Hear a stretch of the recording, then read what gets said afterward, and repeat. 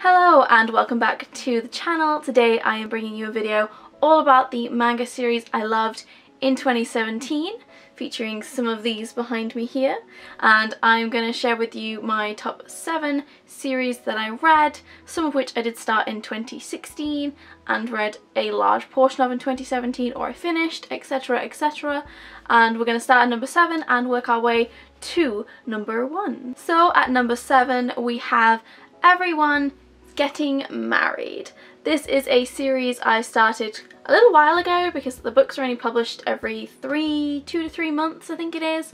I started this before I got married, and maybe the beginning of 2017? I can't remember. But we're up to volume 6. Volume 7 is due in the next couple of weeks. This is a bit more of a mature manga, dealing with more sexual content, but it does feature grown-ups, but it does have hilarious antics and romantic moments, and literally that is all I could ask for in a contemporary manga series. And it's hilarious how the main character wants to get married and the guy she ends up dating doesn't, and their conflicting views and how they are going to work things out. I'm excited to see where the series is going to go, and hopefully I will talk more about this series in 2018. At number 6 we have Waiting for Spring, which is a fairly new released series over here in the UK. Volume 4 is again on the horizon with it being January. There's a lot of things released in January. It's very exciting. This is like if Haikyuu was mixed with my favourite romance contemporary, like if Haikyuu met Lovely Complex.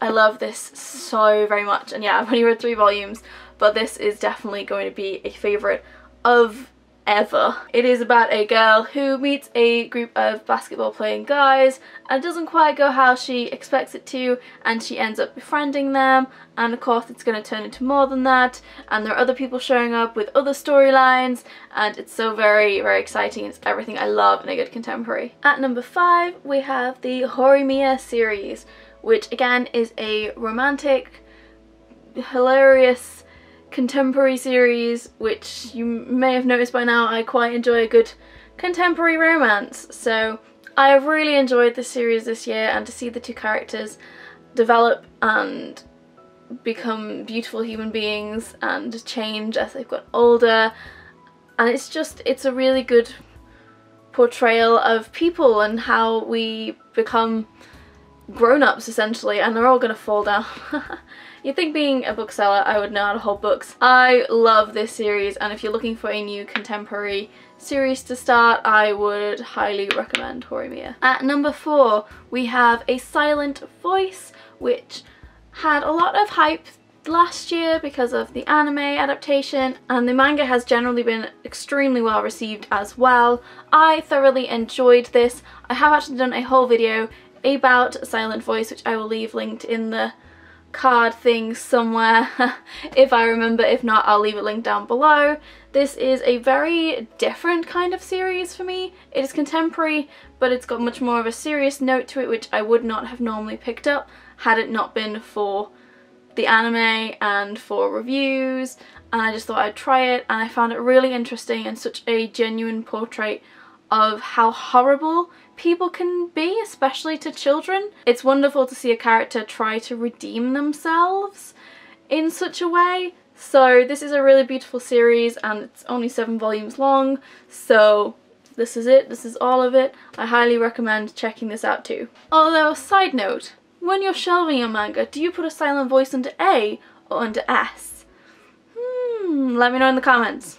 We are into the last 3, 3, 2, 1. So at number 3 we have 5 centimeters per second, which is a manga that has been out for quite a while, I believe, but I've only just got to it last year. It's a great portrayal of growing up, but in a slightly different way from the others, because it takes it to a bigger extreme of child to adult rather than just like teenager to older teenager and learning things in that short period of time.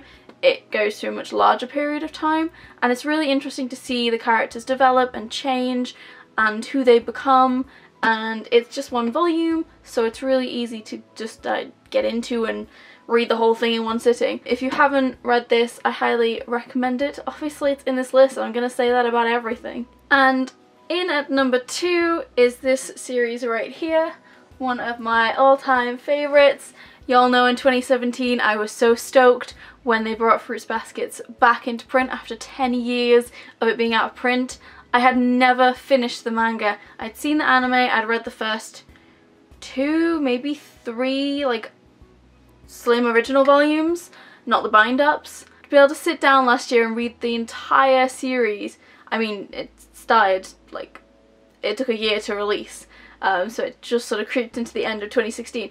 But anyway, to have the chance to actually read this series properly and have it in beautiful format is just so lovely, and it is a really wonderful storytelling experience.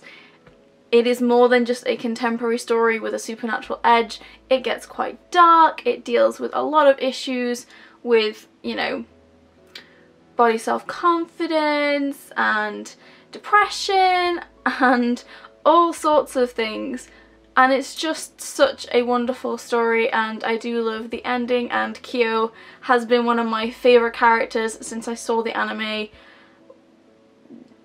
10, 12 years ago, whenever that aired. I don't remember, but I have just a special place in my heart for this series and I love it very much. And in at the top spot is, drumroll please, Nisekoi. So y'all should know by now that I have been adoring Nisekoi in the last year. This is the second to last volume. The last volume is due out on my last day of my job as a bookseller, so I'm like, please don't be late coming in, please come in. I am very, very excited to read the very last volume in this series. This series has had so many twists and turns and fantastic characters, and once it started wrapping up you were just kind of like, oh my god, what is he gonna do? What is the decisions he's gonna make? And I absolutely adored it. Weirdly, I didn't really like the anime. I have tried to watch the first episode and just something about it really put me off. And I don't know what it is, but I haven't sat down at any point to try again. But I've just enjoyed the manga as it is, and I think I'll probably leave it that way. There's other anime that I'm gonna watch.